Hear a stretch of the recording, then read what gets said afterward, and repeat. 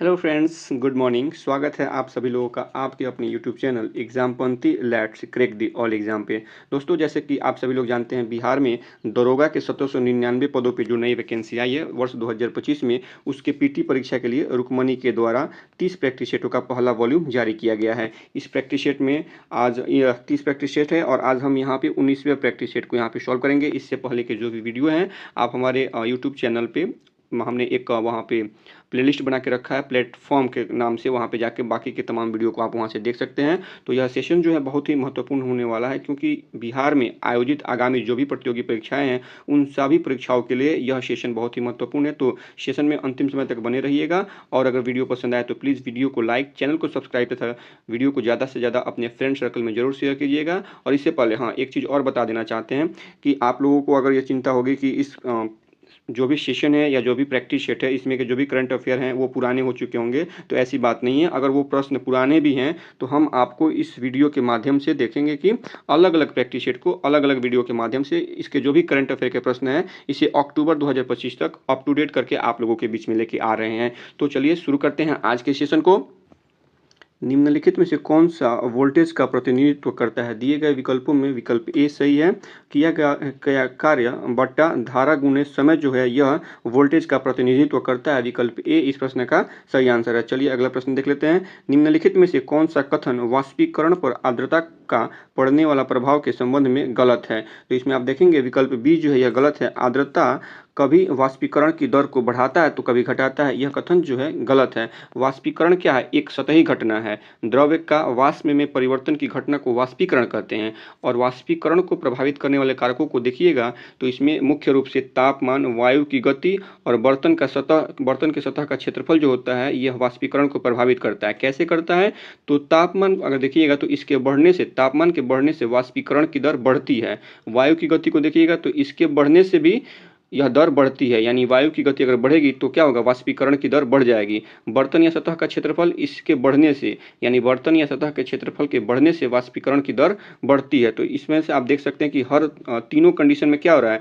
वाष्पीकरण की दर बढ़ ही रही है, घट नहीं रही है। इसलिए विकल्प बी जो इस प्रश्न का सही आंसर हो जाएगा। चलिए अगला प्रश्न देख लेते हैं। पारा कांच को गीला नहीं करता है, द्रव्य का यह गुण क्या कहलाता है? तो द्रव्य का यह गुण आसंजन कहलाता है। विकल्प ए इस प्रश्न का सही आंसर हो जाएगा। चलिए इसको थोड़ा सा एक्सप्लेन कर लेते हैं। द्रव्य द्रव्य अणुओं के बीच लगने वाला बल ससंजक बल कहलाता है। द्रव्य द्रव अणुओं के बीच में लगने वाला बल ससंजक बल कहलाता है तथा द्रव्य और ठोस के बीच लगने वाले बल को असंजक बल कहते हैं। यदि ससंजक बल छोटा हो असंजक बल से या असंजक बल कमजोर हो असंजक बल से, तो द्रव्य जो होगा वह बर्तन के तल को नहीं भिगोएगा। लेकिन ससंजक बल अगर छोटा हो असंजक बल से या कमजोर हो, ससंजक बल कमजोर हो असंजक बल से, तो द्रव्य क्या करेगा? बर्तन को भिगो देगा। इसलिए विकल्प ए जो इस प्रश्न का सही आंसर है। चलिए अगला प्रश्न देखते हैं। निम्नलिखित में से किस देश ने वर्ष 2024 में ब्रिक्स समूह में शामिल होने से इनकार कर दिया था? तो इसमें अर्जेंटीना ने ब्रिक्स देश में शामिल करने से इनकार कर दिया था। विकल्प सी इस प्रश्न का सही आंसर हो जाएगा। ब्रिक्स में देखिएगा तो अभी फिलहाल मिस्र, इथियोपिया, ईरान, सऊदी अरब, यूएई, इसमें यह नए सदस्य देश शामिल हुए हैं। इसी में अर्जेंटीना को भी शामिल होना था लेकिन अर्जेंटीना ने मना कर दिया। तो ब्रिक्स में कौन कौन से नए देश शामिल हुए हैं? मिस्र, इथियोपिया, ईरान, सऊदी अरब और यूएई। ठीक है। इसके अलावा अगर देखिएगा तो ब्रिक्स पहले ब्रिक्स नहीं था, पहले कब? ये BRIC था। इसकी स्थापना जो है वो वर्ष 2009 में की गई थी और इसमें ब्राज़ील, रसिया, चाइना, इंडिया और चाइना इसमें शामिल थे। लेकिन वर्ष 2010 में इसमें एक और देश शामिल हो गया। कौन सा? साउथ अफ्रीका इसमें शामिल हो गया, जिसके बाद ब्रिक जो है वो ब्रिक्स बन गया। तो इस प्रकार से अभी देखिएगा तो ब्रिक्स में इसका जो मुख्यालय है, मुख्य रूप से इसका जो हेडक्वार्टर तो कहाँ पे है? संघाई चीन में स्थित है। ठीक है। तो विकल्प सी इस प्रश्न का सही आंसर हो जाएगा। चलिए अगला प्रश्न देख लेते हैं। वर्ष 2016 में की गई नोटबंदी में किस मूल्य की मुद्रा को चलन से बाहर कर दिया गया था? तो ये 500 और 1000 और 500 के जो नोट थे इनको चलन से बाहर कर दिया गया था। विकल्प बी जो है इस प्रश्न का सही आंसर हो जाएगा। यह कब लागू हुआ कब था? तो 8 नवंबर 2016 को नोटबंदी लागू हुई थी और इसके पश्चात क्या किया गया था? 500 और 2000 के नोट की शुरुआत की गई थी। 1000 और 500 के नोट को हटा दिया गया था, इसके जगह पे 500। तो ये 500 वाला नोट वही नहीं था, दूसरा 500 500 का नोट दूसरे डिजाइन में जारी किया गया था। तो 500 और 2000 के नोट को शुरू किया गया था। ठीक है, इसके बाद भारत में देखिएगा तो सर्वप्रथम 1946 में, कब, 1946 में विमुद्रीकरण किया गया था। तो विकल्प बी इस प्रश्न का सही आंसर हो जाएगा। अगला प्रश्न है कि भारत में राष्ट्रीय एकता दिवस किस तारीख को मनाया जाता है। तो भारत में राष्ट्रीय एकता दिवस 31 अक्टूबर को मनाया जाता है। विकल्प बी इस प्रश्न का सही आंसर हो जाएगा। यह दिन भारत के पहले उप प्रधानमंत्री और गृह मंत्री सरदार वल्लभ भाई पटेल की जयंती का प्रतीक है। 2 अक्टूबर को गांधी जयंती मनाते हैं, अंतर्राष्ट्रीय अहिंसा दिवस भी 2 ही अक्टूबर को मनाते हैं तथा लाल बहादुर शास्त्री जी की जयंती जो है वो भी 2 ही अक्टूबर को मनाते हैं। तो विकल्प बी जो है इस प्रश्न का सही आंसर हो जाएगा। अगला प्रश्न है कि निम्नलिखित में से किस प्रसिद्ध लेखक को उपन्यास सम्राट के नाम से जाना जाता है। तो मुंशी प्रेमचंद्र जी को उपन्यास सम्राट के नाम से जाना जाता है। विकल्प डी इस प्रश्न का सही आंसर हो जाएगा। इन्हें आधुनिक हिंदी उपन्यास का जनक भी माना जाता है। इनकी कुछ प्रसिद्ध उपन्यास हैं जैसे गोदान, कर्मभूमि, गबन, ये मुख्य बहुत ही प्रसिद्ध इनके उपन्यास है। प्रेमचंद्र का अधूरा उपन्यास है, यानी ये पूरा नहीं कर पाए थे, उनसे पहले ही, जब तक ये इसको पूरा कर पाते उनसे पहले इनका निधन हो गया। तो इस उपन्यास का क्या नाम था, मंगलसूत्र। इसके अलावा अगर देखेंगे तो प्रेमचंद जी का वास्तविक नाम धनपत राय श्रीवास्तव था। इनका जन्म 1880 में वाराणसी में हुआ था। तो विकल्प डी इस प्रश्न का सही आंसर हो जाएगा। चलिए अगला प्रश्न देख लेते हैं।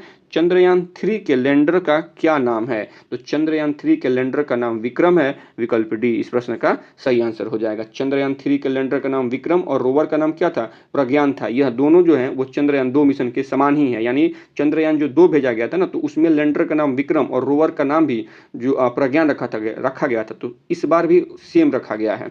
चंद्रयान 3 का सफल प्रक्षेपण देखिएगा तो इसका जो सफल प्रक्षेपण है 14 जुलाई को इसका प्रक्षेपण हुआ था। 14 जुलाई 2023 को इसका प्रक्षेपण किया गया था।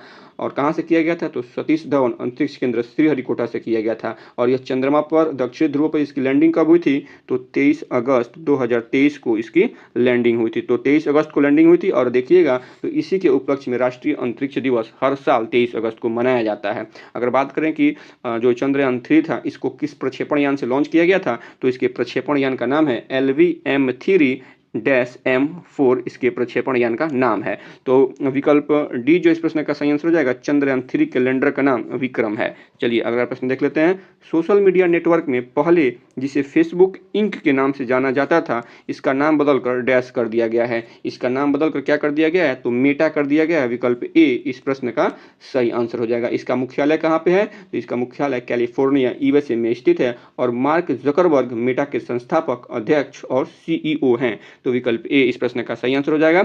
चलिए अगला प्रश्न देखते हैं। मामूली चीजों का देवता, ये एक क्या है, ये उपन्यास है। इस उपन्यास का नाम है कि मामूली चीजों का देवता, the God of A small things. निम्नलिखित में से किस प्रसिद्ध लेखक द्वारा लिखा गया उपन्यास है। तो यह किनके द्वारा लिखा गया है, अरुंधति रॉय जी के द्वारा लिखा गया है। विकल्प ए इस प्रश्न का सही आंसर हो जाएगा। अरुंधति रॉय को उनके उपन्यास the God of A small thing के लिए वर्ष 1997 अर्थात 1997 में इन्हें बुकर पुरस्कार से सम्मानित किया गया है। यह बुकर पुरस्कार जीतने वाली पहली भारतीय महिला हैं। तो विकल्प ए इस प्रश्न का सही आंसर है। चलिए अगला प्रश्न देख लेते हैं। हम्पी नृत्य उत्सव निम्नलिखित में से किस राज्य का उत्सव है। तो दिए गए विकल्पों में विकल्प सी सही हो जाएगा। हम्पी जो नृत्य उत्सव है यह कर्नाटक का उत्सव है। विकल्प सी इस प्रश्न का सही आंसर हो जाएगा। हम्पी उत्सव की जो उत्पत्ति है वह विजयनगर साम्राज्य के समय में हुई थी। हम्पी विजयनगर साम्राज्य की राजधानी थी। हम्पी विजयनगर साम्राज्य की राजधानी थी जो तुंगभद्रा नदी के तट पर पूर्व मध्य कर्नाटक में स्थित है। तो विकल्प सी इसका सही आंसर है। चलिए अगला प्रश्न देखते हैं। भारत में बाल संरक्षण और कल्याण के लिए आपातकालीन टोल फ्री नंबर क्या है। तो इसका जो आपातकालीन टोल फ्री नंबर है वह 1098 है। विकल्प बी इस प्रश्न का सही आंसर हो जाएगा। इसके अलावा देखिएगा तो आपातकालीन नंबर भारत में क्या है, तो 112 भारत में आपातकालीन नंबर है। अगर पुलिस को आपको कॉल करना है तो 100 पे आप पुलिस को कॉल कर सकते हैं। फायर ब्रिगेड में आपको कॉल करना है 101 है। एम्बुलेंस के लिए कॉल करना है तो 102 आपका एम्बुलेंस का नंबर हो जाएगा। रेलवे दुर्घटना आपातकालीन सेवा के लिए अगर आपको कॉल करना है तो 1072 पे कॉल कर सकते हैं। और सड़क दुर्घटना आपातकालीन स्थिति होती है तो उसके लिए आप 1073 पे कॉल कर सकते हैं। तो ये कुछ आपातकालीन कॉल की सूचियां हैं, लिस्ट है, आप इसे याद कर सकते हैं। जैसे 112 क्या है, यह आपातकालीन नंबर है। 100 पुलिस के लिए है, फायर ब्रिगेड के लिए 101 है, एम्बुलेंस के लिए 102 है, रेलवे दुर्घटना आपातकालीन सेवा के लिए 1072 है। और सड़क दुर्घटना आपातकालीन स्थिति में आपको कॉल करना हो तो 1073 पे कॉल कर सकते हैं। तो विकल्प बी जो इस प्रश्न का सही आंसर हो जाएगा। भारत में बाल संरक्षण और कल्याण के लिए आपातकालीन टोल फ्री नंबर कितना है, 1098। चलिए अगला प्रश्न देखते हैं। निम्नलिखित में से किस वायसराय ने निम्नलिखित में से किस वायसराय ने ब्रिटिश शासन के दौरान बंगाल का विभाजन किया था? किस वायसराय ने किया था? इसका सही आंसर हो जाएगा विकल्प बी, वायसराय लॉर्ड कर्जन ने ब्रिटिश शासन के दौरान बंगाल का विभाजन किया था। इसके अलावा बंगाल विभाजन जो था यह सांप्रदायिकता के आधार पर बांटकर राष्ट्रवाद को कमजोर करने का एक उद्देश्य था। इसका बंगाल का विभाजन अगर देखेंगे तो 16 अक्टूबर 1905 में बंगाल का विभाजन हुआ था, लेकिन ब्रिटेन के राजा जॉर्ज पंचम जब दिल्ली में आए थे और दिल्ली दरबार का आयोजन हुआ था 12 दिसंबर 1911 को दिल्ली दरबार का आयोजन हुआ था और इस दरबार में ब्रिटेन के राजा जॉर्ज पंचम के द्वारा बंगाल विभाजन को रद्द कर दिया गया था। तो विकल्प बी इस प्रश्न का सही आंसर हो जाएगा। लॉर्ड कर्जन वायसराय के काल में बंगाल का विभाजन किया गया था। कब किया गया था? तो 16 अक्टूबर 1905 को। इस विभाजन को रद्द कब किया गया? 12 दिसंबर 1911 को दिल्ली दरबार में। चलिए अगला प्रश्न देख लेते हैं। हाल ही में अगस्त 2024 में फिजी के सर्वोच्च नागरिक पुरस्कार companion of the order of Fiji से किसे सम्मानित किया गया है? तो यह द्रौपदी मुर्मू जी को सम्मानित किया गया है। विकल्प बी जो है इस प्रश्न का सही आंसर हो जाएगा। भारतीय राष्ट्रपति द्रौपदी मुर्मू जी जो हैं यह 5 से 10 अगस्त 2024 तक फिजी, न्यूजीलैंड और तिमोर लिस्ते 3 देश कहाँ ये फिजी, न्यूजीलैंड और तिमोर लिस्ते की राजकीय यात्रा पर थी, जहाँ पर इनको आप देखेंगे कि फिजी में इनको companion of the order of Fiji पुरस्कार से सम्मानित किया गया है। चलिए अगला प्रश्न देख लेते हैं। 38वां राष्ट्रीय खेल 2025 में कुल कितने पदक जीतकर बिहार 29वें स्थान पे था? तो इसमें देखिएगा बिहार ने कुल 12 पदक जीते हैं। विकल्प बी जो है डी फॉर डॉल्फिन, विकल्प डी जो इस प्रश्न का सही आंसर हो जाएगा। कुल 12 पदक में 1 स्वर्ण, 6 रजत और 5 कांस्य पदक शामिल हैं। बिहार ने लॉन बॉल खेल में पश्चिम बंगाल को हराकर स्वर्ण पदक जीता है और कितने स्थान पे है? तो 29वें स्थान पे है। सर्विसेज इस खेल में देखिएगा तो पहले स्थान पे था और इस खेल का आयोजन कहाँ किया गया था? तो उत्तराखंड में इस खेल का आयोजन किया गया था। तो विकल्प डी इस प्रश्न का सही आंसर है। चलिए आगे अगला प्रश्न देख लेते हैं। पेरिस ओलंपिक 2024 में भारतीय खिलाड़ी नीरज चोपड़ा ने भाला फेंक यानी जेवेलियन थ्रो में कौन सा पदक जीता है? तो इन्होंने रजत पदक जीता है। इन्हीं से एक उम्मीद थी कि यह ओलंपिक 2024 में एक गोल्ड मेडल लेके आएंगे, लेकिन अफसोस की बात है रजत पदक से इनको संतोष करना पड़ा। तो विकल्प 20 प्रश्न का सही आंसर हो जाएगा। तो बात आती है कि आखिर स्वर्ण पदक किसने जीता? तो ओलंपिक 2024 में भाला फेंक जो प्रतियोगिता हुआ था उसमें पाकिस्तान के अरशद नदीम ने स्वर्ण पदक जीता। फिर से एक बार सुन लीजिए, पाकिस्तान के अरशद नदीम ने स्वर्ण पदक जीता और इन्होंने यानी अरशद नदीम साहब ने थ्रो किया था कितना दूर का? तो 92.97 मीटर का इन्होंने थ्रो किया था। वहीं पे अगर बात करें नीरज चोपड़ा जी का, तो जो इनका थ्रो था वो 89.5 मीटर का इनका थ्रो था। ठीक है, तो इस प्रकार से नीरज चोपड़ा जी को रजत पदक मिला है और जो अरशद नदीम जी हैं, अरशद नदीम, इनको गोल्ड मेडल मिला है। तो विकल्प बी इस प्रश्न का सही आंसर हो जाएगा। इसमें देखिएगा कि अगर पदक तालिका में भारत का कौन सा स्थान था, तो भारत पदक तालिका में 71वें स्थान पर रहा है। 1 रजत और 5 कांस्य पदक के साथ भारत पदक तालिका में 71वें स्थान पर रहा है। मनु भाकर एक ही ओलंपिक में 2 पदक जीतने वाली इकलौती एथलीट बनी है। तो चलिए अगला प्रश्न देख लेते हैं। जल के आयतन में क्या परिवर्तन होगा यदि तापमान 0 डिग्री से गिराकर 3 डिग्री सेल्सियस कर दिया जाए? तो यदि तापमान 9 डिग्री से गिराकर 3 डिग्री सेल्सियस हो जाता है तो आयतन पहले आयतन घटेगा फिर बढ़ेगा। विकल्प सी इस प्रश्न का सही आंसर हो जाएगा। जल का घनत्व 4 डिग्री सेल्सियस पे सबसे अधिक होता है। जल का घनत्व 4 डिग्री सेल्सियस पे सबसे अधिक होता है। जल का तापमान 9 डिग्री सेल्सियस से 4 डिग्री सेल्सियस तक लाने पर आयतन पहले घटेगा तथा 4 डिग्री सेल्सियस पर न्यूनतम हो जाएगा, जिससे घनत्व महत्तम हो जाएगा। जल के 4 डिग्री सेल्सियस से नीचे जाने पर आयतन पुनः बढ़ने लगता है। जल के बर्फ में बदलने पर आयतन बढ़ता है और बर्फ के पिघलने पर आयतन घटता है। तो विकल्प सी इस प्रश्न का सही आंसर हो जाएगा। अगला प्रश्न है, निम्नलिखित में से कौन सा क्रम विद्युत चुंबकीय स्पेक्ट्रम में आवृत्ति के बढ़ते क्रम में है? तो दिए गए विकल्पों में आप देखेंगे तो विकल्प डी इस प्रश्न का सही आंसर हो जाएगा। माइक्रो तरंग, फिर अवरक्त किरण है और उसके बाद एक्स किरण है, फिर गामा किरण है। माइक्रो तरंग यदि आवेश को विद्युत क्षेत्र एवं चुंबकीय क्षेत्र के लंबवत दोलन कराया जाता है तो यह एक तरंग उत्पन्न करता है और इसी तरंग को क्या कहते हैं? इसे विद्युत चुंबकीय तरंग कहते हैं। यह तरंग क्या होता है? तो यह जो प्रत्येक तरंग होती हैं यह प्रकाश के वेग से गमन करती हैं। इस तरंग में विद्युत क्षेत्र, चुंबकीय क्षेत्र एवं तरंग संचरण की दिशा तीनों क्या होती हैं? लंबवत होती हैं। तो विकल्प डी इस प्रश्न का सही आंसर हो जाएगा। चलिए अगला प्रश्न देखते हैं। एक निश्चित लंबाई के एल्युमिनियम के तार को खींचकर उसका व्यास आधा कर दिया जाता है तो उसका प्रतिरोध क्या होगा? उसका प्रतिरोध 16 गुना हो जाएगा। विकल्प डी इस प्रश्न का सही आंसर हो जाएगा। प्रतिरोध का मात्रक क्या होता है? तो प्रतिरोध का मात्रक ओम होता है, OHM, या आप ऐसे भी कर सकते हैं, ये भी ओम का साइन है। तो और प्रतिरोध को मापने के लिए ओम मीटर का प्रयोग किया जाता है। प्रतिरोध को मापने के लिए ओम मीटर का प्रयोग किया जाता है। तो 19 का सही आंसर हो जाएगा विकल्प डी। चलिए अगला प्रश्न देख लेते हैं। तुगलकनामा का लेखक कौन है? तुगलकनामा का लेखक अमीर खुसरो है। विकल्प सी इस प्रश्न का सही आंसर हो जाएगा। अमीर खुसरो ने बलबन से लेकर गियासुद्दीन तुगलक के शासनकाल तक 8 सुल्तानों का शासनकाल देखा था। इन्हें यानी अमीर खुसरो को तूतिए हिंद या भारत का तोता के उपनाम से भी जाना जाता है। तो विकल्प सी इस प्रश्न का सही आंसर है। अगला प्रश्न है कि अकबर का मकबरा कहाँ है? तो अकबर का मकबरा यह आगरा में स्थित है। विकल्प डी इस प्रश्न का सही आंसर हो जाएगा। अकबर का मकबरा आगरा में है। और आगरा में कहाँ? तो अकबर को आगरा के निकट सिकंदरा में दफनाया गया है। हुमायूं का मकबरा, आगरा का किला, पंचमहल आदि कई महत्वपूर्ण इमारतों का निर्माण जो है अकबर के काल में हुआ था। तो विकल्प डी इस प्रश्न का सही आंसर है। चलिए अगला प्रश्न देखते हैं कि भारत सरकार अधिनियम 1935 की मुख्य विशेषता थी क्या? इनकी मुख्य विशेषता क्या थी? प्रादेशिक स्वायत्तता, सांप्रदायिक निर्वाचन प्रणाली। तो विकल्प बी इसका सही आंसर नहीं, प्रादेशिक स्वायत्तता थी। विकल्प ए जो है इस प्रश्न का सही आंसर हो जाएगा। भारत सरकार अधिनियम 1935 की मुख्य विशेषता प्रादेशिक स्वायत्तता थी। ठीक है। इसके अलावा या इस एक्ट के द्वारा पहली बार संघात्मक सरकार की स्थापना का प्रयास किया गया तथा प्रांतीय स्तर पर द्वैध शासन को समाप्त करके केंद्र स्तर पर द्वैध शासन प्रणाली स्थापित की गई। 1935 के भारत शासन अधिनियम द्वारा बर्मा को क्या किया गया? भारत से अलग कर दिया गया। और इसी एक्ट को पंडित जवाहरलाल नेहरू ने एक कार की तुलना की है जिसमें ब्रेक तो है पर इंजन नहीं, तथा इस एक्ट को दासता का अधिकार पत्र भी कहा गया था। जिन्ना ने इस एक्ट को पूर्णतः सड़ा हुआ, मूल रूप से बुरा कहकर पूर्णतः अस्वीकृत कर दिया था। तो विकल्प बी ए जो है इस प्रश्न का सही आंसर हो जाएगा। चलिए अगला प्रश्न देख लेते हैं। भारत के उत्तरी मैदान में किस मिट्टी का विस्तार अधिकतम है? उत्तरी मैदान में जलोढ़ मिट्टी का विस्तार सर्वाधिक है। विकल्प बी जो है इस प्रश्न का सही आंसर हो जाएगा। लगभग यह 40% देखिएगा तो यह मिट्टी जो है देश के लगभग 40% भागों में विस्तृत है। भूगर्भ शास्त्रीय दृष्टिकोण से जलोढ़ मिट्टी को बांगर और खादर में विभक्त किया गया है।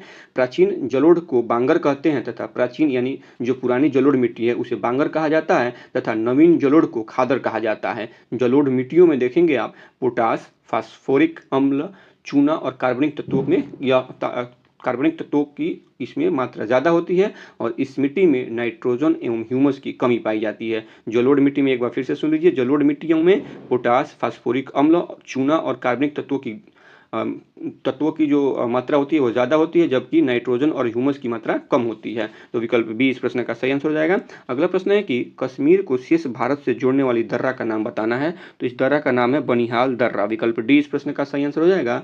बनिहाल दर्रा से जम्मू से बनिहाल दर्रा के द्वारा देखेंगे कि जम्मू से श्रीनगर जाने का मार्ग गुजरता है। जवाहर सुरंग भी बनिहाल दर्रा में ही स्थित है। बुर्जिला दर्रा श्रीनगर को गिलगित से जोड़ता है। यह दर्रा कश्मीर और मध्य एशिया के बीच आवागमन का पारंपरिक मार्ग है। अगर बात करें जोजिला दर्रा की तो यह दर्रा लद्दाख की जास्कर श्रेणी में स्थित है। इससे श्रीनगर से लेह का मार्ग गुजरता है। तो विकल्प डी इस प्रश्न का सही आंसर है। अगला प्रश्न है कि कौन सी विश्व की सर्वाधिक गहरी झील है? तो दिए गए विकल्पों में विकल्प ए सही हो जाएगा। विश्व की सर्वाधिक गहरी झील कौन है? तो बैकाल है। विकल्प ए इसका सही आंसर हो जाएगा। अगर कैस्पियन सागर की बात करें तो कैस्पियन सागर विश्व की सबसे बड़ी झील है, सबसे बड़ी की बात की जा रही है। और जबकि गहरी कौन है? तो बैकाल है। और सबसे बड़ी कौन है? तो कैस्पियन सागर है। विश्व की सबसे बड़ी मीठे पानी की झील कौन है? सुपीरियर झील है जो यूएसए और कनाडा के बॉर्डर पे स्थित है। तो विकल्प ए जो इस प्रश्न का सही आंसर हो जाएगा। अगला प्रश्न है कि नरेगा को मनरेगा का नाम कब दिया गया है? तो नरेगा को मनरेगा नाम 2 अक्टूबर 2009 को दिया गया है। तो विकल्प सी इस प्रश्न का सही आंसर हो जाएगा। राष्ट्रीय ग्रामीण रोजगार गारंटी अधिनियम के रूप में इसकी शुरुआत 2 फरवरी 2006 को आंध्र प्रदेश से की गई थी, जबकि यह अधिनियम संसद द्वारा सितंबर 2005 में ही पारित कर दिया गया था। यह कानून किसी वित्तीय वर्ष में प्रत्येक ग्रामीण परिवार को वैसे सभी वयस्क सदस्यों को जो अकुशल श्रम के लिए तैयार हों 100 दिनों की रोजगार, याद रखिएगा ये प्रश्न पूछा जाता है कितने दिनों का रोजगार दिया जाता है मनरेगा की तरफ से, तो 100 दिनों की रोजगार की गारंटी प्रदान करता है। 100 दिनों के रोजगार की गारंटी प्रदान करता है कौन? मनरेगा। तो विकल्प सी इस प्रश्न का सही आंसर है। चलिए अगला प्रश्न देखते हैं। मीथेन लिक्विड ऑक्सीजन से पहली बार रॉकेट किस देश ने लॉन्च किया है? तो यह चीन के द्वारा लॉन्च किया गया है।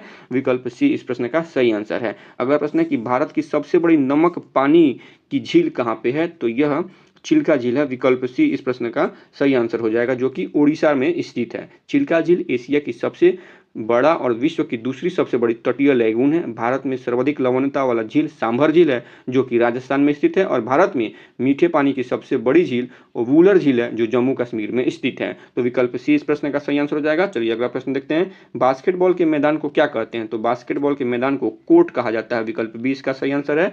अगला प्रश्न देख लेते हैं। जुलाई 2024 में नेपाल में प्रधानमंत्री कौन बने हैं? तो जुलाई 2024 के अनुसार जो प्रधानमंत्री थे नेपाल के, वो केपी शर्मा ओली थे।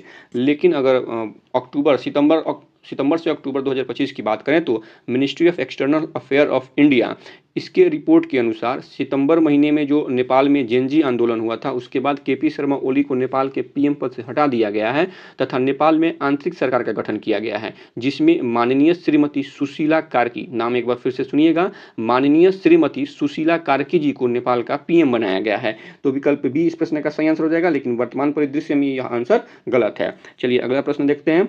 10वें अंतर्राष्ट्रीय महिला सम्मेलन 2025 का आयोजन कहाँ किया गया है? 10वें अंतर्राष्ट्रीय महिला सम्मेलन 2025 का आयोजन यह बेंगलुरु में किया गया है। विकल्प सी इस प्रश्न का सही आंसर हो जाएगा। और इसकी थीम की बात करें तो जस्ट बी, इसका क्या थीम था? वर्ष 2025 में इसका थीम था जस्ट बी। चलिए अगला प्रश्न देख लेते हैं। वर्ष 2024 में फार्मूला 2 कंस्ट्रक्टर्स चैंपियनशिप जीतने वाले पहले भारतीय कौन बने हैं? तो इनका नाम है कुशमैन, इनका नाम है। विकल्प ए इस प्रश्न का सही आंसर हो जाएगा। चलिए अगला प्रश्न देख लेते हैं कि बल का आघूर्ण किसका पैमाना होता है? बल का आघूर्ण किसका पैमाना? तो यह पिंड को घुमाने की क्षमता का। विकल्प ए जो इस प्रश्न का सही आंसर हो जाएगा।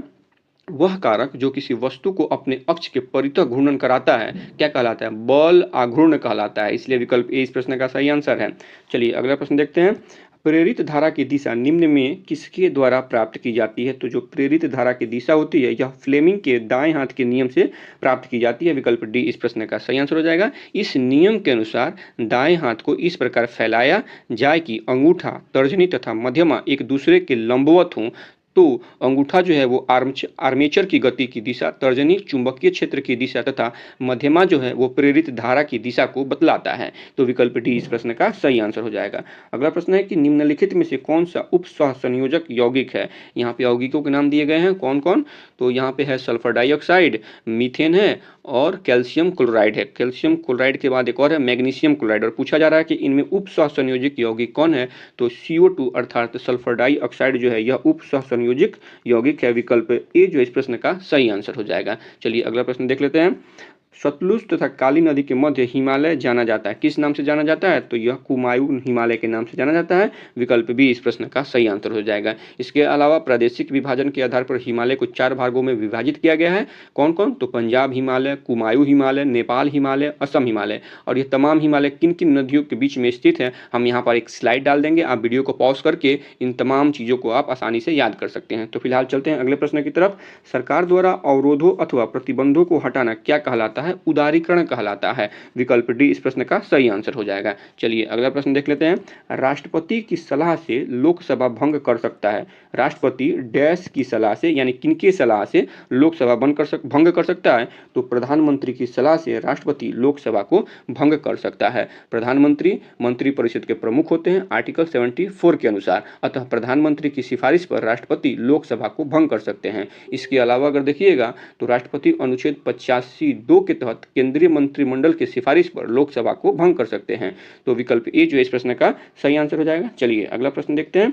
विजयनगर साम्राज्य में अमरम शब्द का अर्थ क्या था? तो विजयनगर साम्राज्य में जो अमरम शब्द था, ये इसका अर्थ होता था सैनिकों को दिया गया अनुदान। विकल्प बी इस प्रश्न का सही आंसर हो जाएगा। विजयनगर कालीन जो सेनानायक थे उनको नायक कहा जाता था। विजयनगर कालीन सेनानायकों को नायक कहा जाता था। और नायक जो होते थे वो भूसामंत होते थे, जिन्हें राजा वेतन के बदले या उसके अधीनस्थ सेना के रख रखाव हेतु विशेष भूखंड दिया करते थे, जो अमरम कहलाता था। इस प्रकार से विकल्प बी इस प्रश्न का सही आंसर हो जाएगा। सैनिकों के अनुदान को विजयनगर साम्राज्य में अमरम कहा जाता था। चलिए अगला प्रश्न देख लेते हैं। इजराइल की पार्लियामेंट का नाम क्या है? तो इजराइल की पार्लियामेंट का नाम है नैसेट। विकल्प डी इस प्रश्न का सही आंसर हो जाएगा।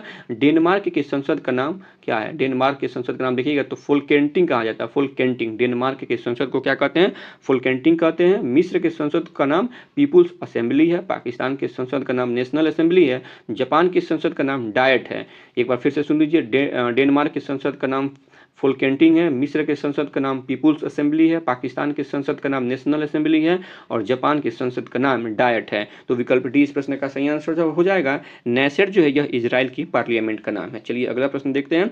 यहाँ पे सुमेलित करने के लिए कुछ दिए गए हैं प्रश्न, कुछ ऑप्शन है, जैसे अथर्ववेद से क्या लिया गया है, ऋग्वेद में क्या वर्णित है, यजुर्वेद में क्या वर्णित है। तो अथर्ववेद सबसे पहले देख लेते हैं। अथर्ववेद में औषधियों, अथर्ववेद क्या है, तो यह औषधियों से संबंधित है, तो ए का 3 हो जाएगा। उसके बाद ऋग्वेद किससे संबंधित है, ईश्वर महिमा से, यानी बी का 1 हो जाएगा। यजुर्वेद किससे संबंधित है, तो बलिदान के विधि से, यानी आप देखेंगे सी का 2 हो जाएगा और 4 का सी का डी का 4 हो जाएगा। यानी सामवेद किससे संबंधित है, तो संगीत से। इस प्रकार से विकल्प ए जो इस प्रश्न का सही आंसर हो जाएगा। 1 का 3, 2 का 1, 3 का 2 और 4 का 4 हो जाएगा। तो चलिए अगला प्रश्न देख लेते हैं।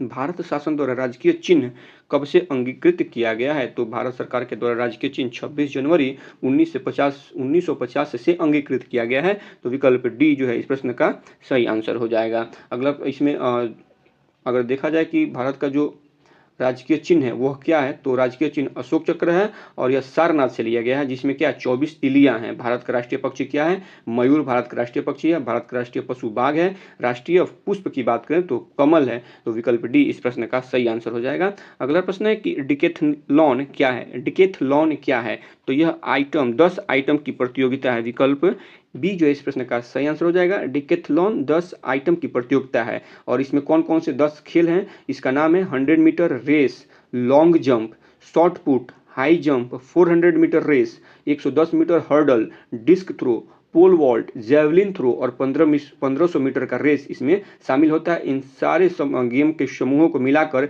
एक नाम दिया जाता है, जिसका नाम है डेकाथलॉन गेम। तो विकल्प बी इस प्रश्न का सही आंसर हो जाएगा। चलिए अगला प्रश्न देख लेते हैं।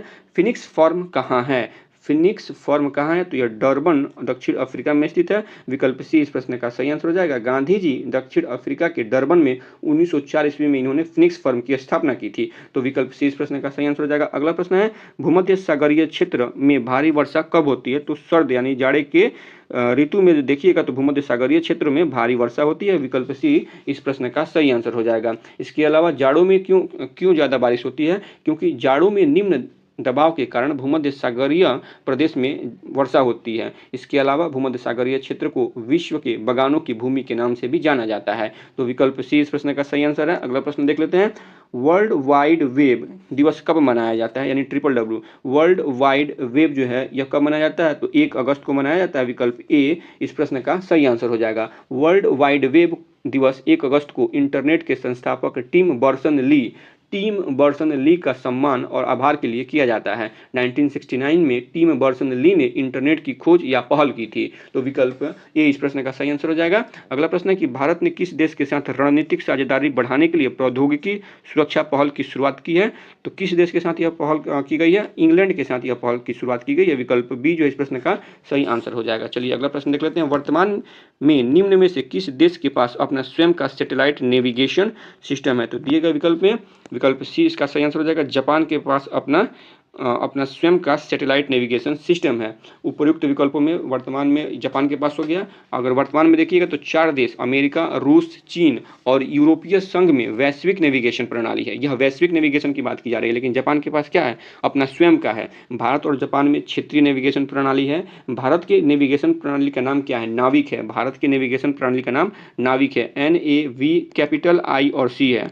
तो भारत में नेविगेशन प्रणाली का नाम नाविक है, यानी भारतीय नक्षत्र के साथ नेविगेशन। और जापान की जो नेविगेशन उपग्रह प्रणाली है इसका नाम क्या है, तो जापान की नेविगेशन उपग्रह प्रणाली का नाम QZSS है, QZSS। तो विकल्प बी जो है विकल्प सी जो है इस प्रश्न का सही आंसर हो जाएगा। वर्तमान में निम्न में से किस देश के पास अपना स्वयं का सैटेलाइट नेविगेशन है, तो यह जापान के पास है। चलिए अगला प्रश्न देख लेते हैं। पी उपकक्षा में अधिकतम इलेक्ट्रॉन यानी क्या बोलेंगे इसको, ऋणात्मक इलेक्ट्रॉनों की संख्या कितनी है। पी उपकक्ष में अधिकतम ऋणात्मक इलेक्ट्रॉनों की कितनी संख्या होती है, तो यह 6 होती है। विकल्प बी इस प्रश्न का सही आंसर हो जाएगा। चलिए अगला प्रश्न देख लेते हैं। ऋण आयन SO3 और H2O4 तथा H2O6 में सल्फर की ऑक्सीकरण अवस्था निम्न क्रम का अनुसरण करती है। तो आप यहाँ पे देखेंगे यह किसका अनुसरण करेगी, तो विकल्प ए का अनुसरण करेंगे। विकल्प ए इस प्रश्न का सही आंसर हो जाएगा। चलिए अगला प्रश्न देख लेते हैं। शैम्पू क्या है, दिए गए विकल्पों में शैम्पू एक डिटर्जेंट है, विकल्प सी इस प्रश्न का सही आंसर हो जाएगा। वे रासायनिक द्रव्य जो द्रव्य में घुलकर झाग के साथ धूल, गंदगी, चिकनाई आदि को साफ करने का गुण रखते हैं, अपमार्जक या डिटर्जेंट कहलाते हैं। तो विकल्प सी इसका सही आंसर है। अगर बात करें साबुन की, तो साबुन यह उच्च वसीय अम्ल का सोडियम या पोटेशियम लवण होता है। चलिए अगला प्रश्न देखते हैं।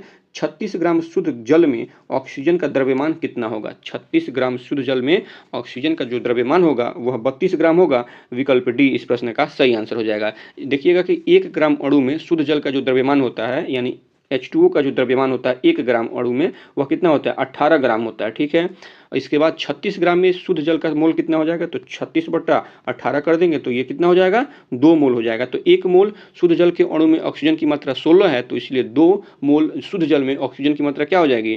2 × 16 यानी 32 हो जाएगी। तो विकल्प डी इस प्रश्न का सही आंसर हो जाएगा। अगला प्रश्न है, निम्नलिखित में से कौन मुद्रास्फीति से लाभान्वित होगा? कौन लाभान्वित होगा? तो ऋणी जो होगा वो लाभान्वित होगा। विकल्प सी इसका सही आंसर हो जाएगा। मुद्रास्फीति में मुद्रा का मूल्य गिर जाता है और कीमतें बढ़ जाती हैं। आर्थिक दृष्टि से सीमित एवं नियंत्रित मुद्रास्फीति अल्प विकसित अर्थव्यवस्था के लिए लाभदायक होता है। आरबीआई मुद्रास्फीति मौद्रिक नीति के द्वारा भी नियंत्रित करती है। तो विकल्प सी इसका सही आंसर है। अगला प्रश्न है कि भारत और पाकिस्तान, यानी जब भारत और पाकिस्तान, तो भारत के प्रधानमंत्री कौन थी? उसमें इंदिरा गांधी थी और पाकिस्तान के जुल्फिकार अली भुट्टो साहब। तो भारत और पाकिस्तान के बीच शिमला समझौता कब हुआ था? तो यह शिमला समझौता वर्ष 2 जुलाई 1972 को हुआ था। विकल्प बी इस प्रश्न का सही आंसर हो जाएगा। और ताशकंद समझौता कब हुआ था? तो 10 जनवरी 1966 को लाल बहादुर शास्त्री ने पाकिस्तान के राष्ट्रपति अयूब खान के साथ ताशकंद समझौता किया था। तो विकल्प बी इसका सही आंसर है। चलिए अगला प्रश्न देख लेते हैं। निम्न में से कौन सा दर्रा भारत एवं म्यांमार की सीमा पर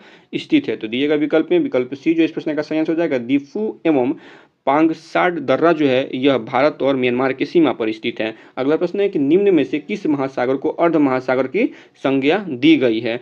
तो हिंद महासागर को अर्ध महासागर की संज्ञा दी गई है। विकल्प सी इस प्रश्न का सही आंसर हो जाएगा। अगला प्रश्न है कि अशोक ने कलिंग पर आक्रमण किया था। कलिंग पर अशोक ने कब आक्रमण किया था? तो 261 ईस्वी सन में या ईसा पूर्व में। अब यह भी एक ट्रिक है कि यह कब किया था, ईसा पूर्व में या ईस्वी में किया था? तो सही आंसर हो जाएगा विकल्प सी ईसा पूर्व में किया था। 261 ईसा पूर्व में अशोक ने कलिंग पर आक्रमण किया था। चलिए अगला प्रश्न देख लेते हैं। कोणार्क मंदिर का निर्माण किसके द्वारा कराया गया है? तो कोणार्क मंदिर का जो निर्माण है यह नरसिंह देव प्रथम के द्वारा कराया गया है। विकल्प ए इस प्रश्न का सही आंसर हो जाएगा। कोणार्क के सूर्य मंदिर यह उड़ीसा के पुरी जिले में स्थित है और नरसिंह वर्मन प्रथम ने वातापी कुंड की उपाधि धारण की थी। कौन सी उपाधि? वातापी कुंड की उपाधि धारण की थी। तो विकल्प ए जो इस प्रश्न का सही आंसर है। चलिए अगला प्रश्न देख लेते हैं। मेटामॉर्फिक चट्टानों का उदाहरण है क्या? मेटामॉर्फिक चट्टानों का उदाहरण मार्बल है। विकल्प सी इस प्रश्न का सही आंसर हो जाएगा। चलिए अगला प्रश्न देख लेते हैं। पश्चिमी भारत में कौन सा वंश चालुक्यों का उत्तराधिकारी था? तो पश्चिमी भारत में चालुक्यों का उत्तराधिकारी राष्ट्रकूट वंश था। विकल्प डी इस प्रश्न का सही आंसर हो जाएगा। वातापी के चालुक्य वंश की अंतिम शासक की बात करें तो कीर्तिवर्मन द्वितीय को पराजित कर दंती दुर्ग ने 753 ईस्वी में राष्ट्रकूट वंश की स्थापना की। राष्ट्रकूट वंश की राजधानी कहाँ थी? तो मण्यखेत राष्ट्रकूट वंश की राजधानी थी। इस प्रकार से विकल्प डी इस प्रश्न का सही आंसर हो जाएगा। पश्चिमी भारत में राष्ट्रकूट जो था यह चालुक्यों का उत्तराधिकारी था। चलिए अगला प्रश्न देख लेते हैं। वर्ष 2011 की जनगणना के अनुसार सबसे कम जनसंख्या वाला राज्य कौन सा है? तो यहाँ पे देखिएगा तो सिक्किम जो है वो सबसे कम जनसंख्या वाला राज्य कौन है? सिक्किम है। विकल्प ए इस प्रश्न का सही आंसर हो जाएगा। इसके अलावा देखिएगा तो सबसे ज्यादा जनसंख्या किसकी है? तो उत्तर प्रदेश की सबसे ज्यादा जनसंख्या है। सबसे कम सिक्किम और सबसे ज्यादा उत्तर प्रदेश। 2011 की जनगणना के अनुसार सर्वाधिक जनसंख्या घनत्व की बात की जाए तो इसमें बिहार प्रथम स्थान पे है। बिहार में कितना जनघनत्व क्या है? तो 1106 व्यक्ति प्रति वर्ग किलोमीटर में निवास करते हैं। और सबसे कम देखिएगा तो किसका है जनघनत्व? तो सबसे कम जनघनत्व अरुणाचल प्रदेश का है। 17 व्यक्ति प्रति वर्ग किलोमीटर निवास करते हैं। तो सबसे ज्यादा जनघनत्व बिहार का है और सबसे कम जनघनत्व अरुणाचल प्रदेश का है। तो विकल्प ए इस प्रश्न का सही आंसर है। चलिए अगला प्रश्न देख लेते हैं। भारत में उच्च न्यायालय सबसे पहले कहाँ स्थापित किया गया था? तो दिए गए विकल्पों में कलकत्ता, मद्रास और बॉम्बे में सबसे पहले उच्च न्यायालय स्थापित किया गया था। विकल्प बी इस प्रश्न का सही आंसर हो जाएगा। 1861 के हाईकोर्ट एक्ट के अधीन 1862 में 3 प्रेसिडेंसी कोर्ट की स्थापना की गई। इलाहाबाद जो है वो हाई कोर्ट की भारत की चौथी इलाहाबाद हाई कोर्ट जो है वो भारत की चौथी हाई कोर्ट है जिसकी स्थापना 1866 में की गई थी। और यह जो 3 हाई कोर्ट है इसकी स्थापना कब की गई थी? तो 1862 में इसकी स्थापना की गई थी। तो विकल्प बी इस प्रश्न का सही आंसर है। चलिए अगला प्रश्न देख लेते हैं। मिलान करना है। वेदांग है और विषय है। तो किन किन वेदांगों में कौन कौन से विषय शामिल हैं इसको देखते हैं। तो कल्प में कौन सा विषय शामिल है, तो यह आज्ञा का संपादन, विकल्प एक का एक विकल्प नहीं, एक पहला का पहला हो गया। निरुक्त में देखिएगा तो शब्दों की व्युत्पत्ति है। उसके बाद छंद में क्या है, तो मंत्र है, छंद में मंत्र है। और शिक्षा में क्या है, तो शिक्षा वेदांग में क्या है, ये किससे संबंधित है, तो शुद्ध उच्चारण से। इस प्रकार से विकल्प ए इस प्रश्न का सही आंसर हो जाएगा। क्या है, पहला का पहला, दूसरा का दूसरा, तीसरा का तीसरा, चौथा का चौथा। तो विकल्प ए इस प्रश्न का सही आंसर है। चलिए अगला प्रश्न देख लेते हैं। यूनेस्को विश्व धरोहर सूची में शामिल होने वाला यूनेस्को के विश्व धरोहर सूची में शामिल होने वाला भारत का 43वां स्थल कौन है। तो देखिएगा इसमें जो विकल्प डी है इस प्रश्न का सही आंसर हो जाएगा असम। 43वां स्थल असम का क्या शामिल हुआ है, तो यूनेस्को के विश्व धरोहर सूची में आप देखिएगा तो असम के चराईदेव मोईराम, असम के चराईदेव मोईराम जो कि अहोम राजवंश की टीला दफनाने प्रणाली को भारत का 43वां यूनेस्को विश्व धरोहर सूची में शामिल किया गया है। वहीं पर 44वां यूनेस्को विश्व धरोहर सूची में मराठा सैन्य प्रदेश को शामिल किया गया। और यह कब शामिल किया गया है, तो 2025 में शामिल किया गया है। ठीक है, तो इस प्रकार से अगर देखिएगा तो भारत में वर्तमान में यानी अक्टूबर 2025 तक भारत में 44 यूनेस्को सूचियां हैं। ठीक है, धरोहर सूचियों की संख्या जो है वर्तमान में इंडिया में कितनी हो गई है, तो 44 हो गई हैं। विकल्प डी इस प्रश्न का सही आंसर है। चलिए अगला प्रश्न देख लेते हैं। सम्मानजनक मृत्यु का अधिकार लागू करने वाला भारत का पहला राज्य बन गया है। कौन बन गया है, तो सम्मानजनक मृत्यु का अधिकार लागू करने वाला भारत का पहला राज्य कर्नाटक बन गया है। विकल्प बी इस प्रश्न का सही आंसर है। अगला प्रश्न है, किसी आवर्त में बढ़ता हुआ परमाणु क्रमांक संकेत करता है, किसका संकेत करता है, तो यह विद्युत धनात्मक गुण की घटना का संकेत करता है। विकल्प बी इस प्रश्न का सही आंसर हो जाएगा। किसी आवर्त में बढ़ता हुआ परमाणु क्रमांक विद्युत धनात्मक गुण की घटना है। किसी आवर्त में बाएं से दाएं जाने पर विद्युत धनात्मक गुण का मान घटता है, जबकि किसी आवर्त में बाएं से दाएं जाने पर विद्युत ऋणात्मक गुण में वृद्धि होती है। तो विकल्प बी इस प्रश्न का सही आंसर हो जाएगा। चलिए अगला प्रश्न देख लेते हैं कि मानव शरीर में रुधिर परिसंचरण का सही अनुक्रम क्या है। तो दिए गए विकल्प में सी इसका सही आंसर हो जाएगा। दायां आलिंद, फिर दाएं आलिंद से यह दाएं नीलय में जाता है, वहां से फेफड़े में जाता है और फेफड़े से फिर बाएं आलिंद में यह परिसंचरण करता है। तो विकल्प सी इस प्रश्न का सही आंसर हो जाएगा। चलिए अगला प्रश्न देख लेते हैं। रक्त का कौन सा अवयव शरीर के अंगों को ऑक्सीजन पहुंचाता है।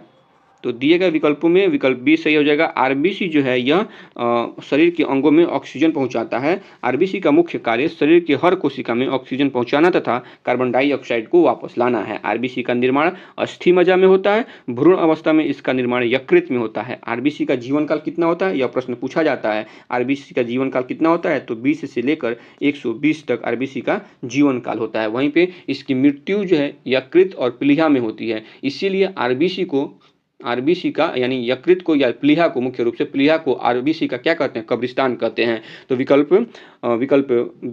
बी जो इस प्रश्न का सही आंसर हो जाएगा। अगला प्रश्न देख लेते हैं। मानव शरीर में पाइरुवेट का ऑक्सीविघटन कहाँ पर होता है। तो मानव शरीर में पाइरुवेट का जो ऑक्सीविघटन होता है वो माइटोकॉन्ड्रिया में होता है। विकल्प ए इस प्रश्न का सही आंसर हो जाएगा। कोशिका के भीतर ग्लूकोज के ऑक्सीकरण से ऊर्जा मुक्त होना तथा CO2 का बनना कोशिकीय शोषण कहलाता है। इस प्रकार से विकल्प ए जो इस प्रश्न का सही आंसर है। अगला प्रश्न है कि शीतकाल में वर्षा और शुष्क ग्रीष्मकाल में निम्न में से किस जलवायु प्रदेश की विशेषता है। शीतकाल में वर्षा और शुष्क ग्रीष्मकाल निम्न में से किस जलवायु प्रदेश की विशेषता है। तो यह विशेषता जो है भूमध्य सागरीय प्रदेश की है। विकल्प डी इस प्रश्न का सही आंसर है। अगला प्रश्न है कि भारत का राष्ट्रीय जलीय जीव क्या है। तो यह गंगा का डॉल्फिन है। विकल्प सी इस प्रश्न का सही आंसर हो जाएगा। चलिए अगला प्रश्न देखते हैं। निम्नलिखित का उचित मिलान करें। टिहरी बांध कहाँ है, तो ये उत्तराखंड में है। टिहरी बांध उत्तराखंड में है, ए का 1 हो जाएगा। सरदार सरोवर गुजरात में है। सरदार सरोवर बांध गुजरात में है। तुंगभद्रा बांध कहाँ पे है, तो यह कर्नाटक राज्य में है। और हीराकुंड बांध कहाँ पे है, तो ये उड़ीसा में है। इस प्रकार से विकल्प ए इस प्रश्न का सही आंसर हो जाएगा। ए का 1, बी का 2, सी का 3 और डी का 4। चलिए अगला प्रश्न देख लेते हैं। अगला प्रश्न है कि संतोष ट्रॉफी का संबंध किस खेल से है। तो इसका संबंध फुटबॉल से। विकल्प ए इस प्रश्न का सही आंसर हो जाएगा। अगला प्रश्न है कि मंगल पांडे का संबंध किस इन्फेंट्री से था। तो इनका संबंध 34वीं इन्फेंट्री से था। विकल्प बी इस प्रश्न का सही आंसर हो जाएगा। मंगल पांडे बंगाल के बैरकपुर में 34वें नेटिव इन्फेंट्री के सैनिक थे। तो विकल्प बी इसका सही आंसर है। अगला प्रश्न है कि कौन सुमेलित नहीं है। तो दिए गए विकल्पों में विकल्प सी जो है सुमेलित नहीं है। सिपकिला दर्रा जो है ये जम्मू कश्मीर में नहीं बल्कि हिमाचल प्रदेश में है। इसके अलावा अगर देखिएगा तो काराकोरम दर्रा जम्मू कश्मीर में है। जोजिला दर्रा लद्दाख में है। पीर पंजाल दर्रा, हम यहाँ पे एक स्लाइड डाल देंगे इन तमाम दर्रों तथा इनकी स्थिति कहाँ पे है, आप वीडियो को पॉज करके स्लाइड के माध्यम से आप इन चीज़ों को देख लीजिएगा। चलिए अगला प्रश्न देखते हैं।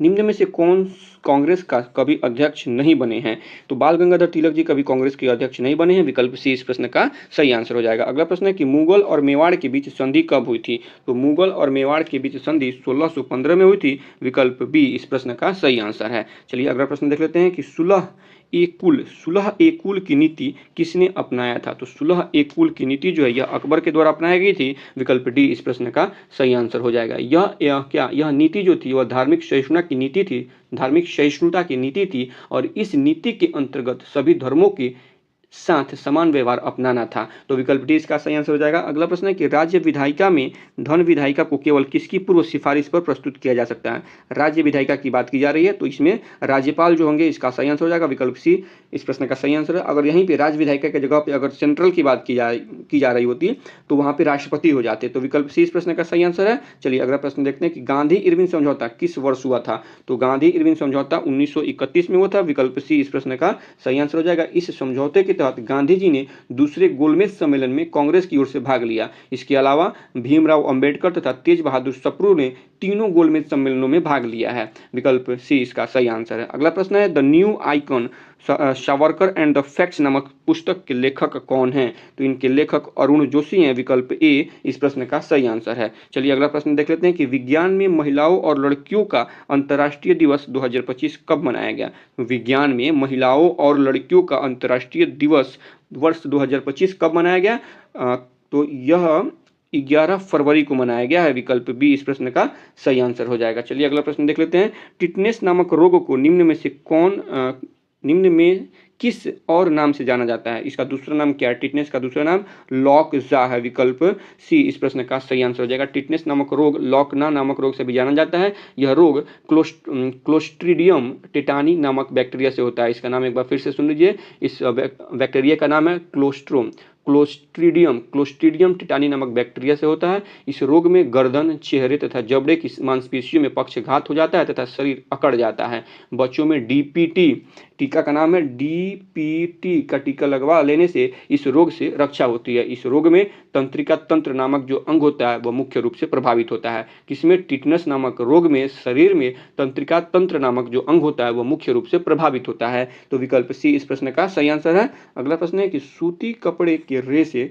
उष्णकटिबंधीय प्रदेशों में क्यों अच्छे माने जाते हैं? क्योंकि सूती कपड़े जो होते हैं इसमें इसके रेशे जो होते हैं वो बीज तंतु के होते हैं, इसीलिए सूती कपड़े उष्णकटिबंधीय प्रदेशों में अच्छे माने जाते हैं। तो विकल्प ए जो इस प्रश्न का सही आंसर हो जाएगा। चलिए अगला प्रश्न देख लेते हैं।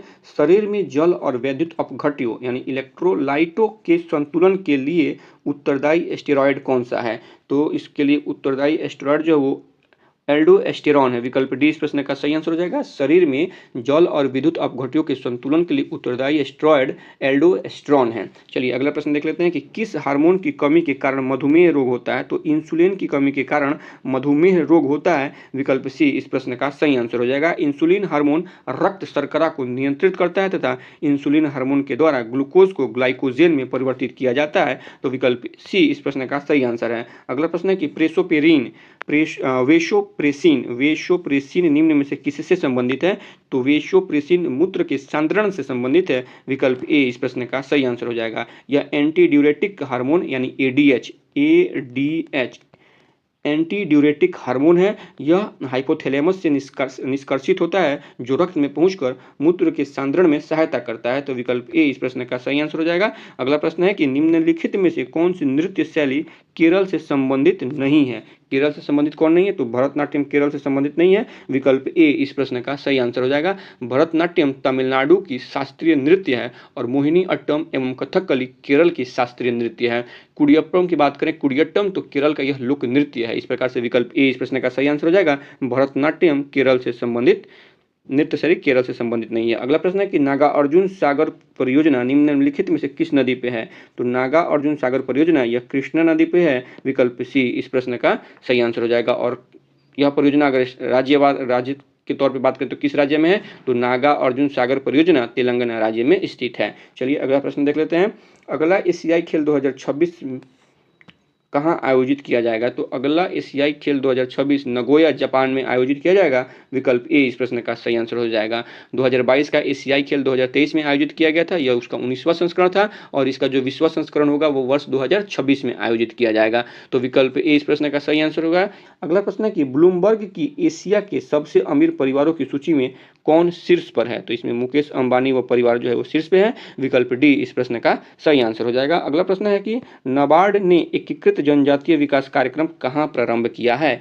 तो नाबार्ड ने एकीकृत जनजातीय विकास कार्यक्रम केरल में प्रारंभ किया है। विकल्प बी इस प्रश्न का सही आंसर हो जाएगा। 8 जुलाई 2024 को राष्ट्रीय कृषि और ग्रामीण विकास बैंक अर्थात नाबार्ड ने कोल्लम जिला जो कि केरल में है, यहाँ पर एकीकृत आदिवासी विकास कार्यक्रम शुरू किया है। तो विकल्प बी इस प्रश्न का सही आंसर हो जाएगा। इस प्रकार से यह प्रैक्टिस सेट यहाँ पे समाप्त होता है। अगर आप लोगों को वीडियो पसंद आई हो तो प्लीज़ वीडियो को लाइक करें, चैनल को सब्सक्राइब करें तथा वीडियो को ज़्यादा से ज़्यादा अपने फ्रेंड सर्कल में शेयर करें। और वीडियो से संबंधित कोई शिकायत हो या कोई सुझाव हो तो हमें कमेंट करके जरूर बताएं। तो आज के इस सेशन को यहीं पे समाप्त करते हैं, कल फिर मिलते हैं अगले इसके प्रैक्टिस सेट में। तब तक के लिए धन्यवाद।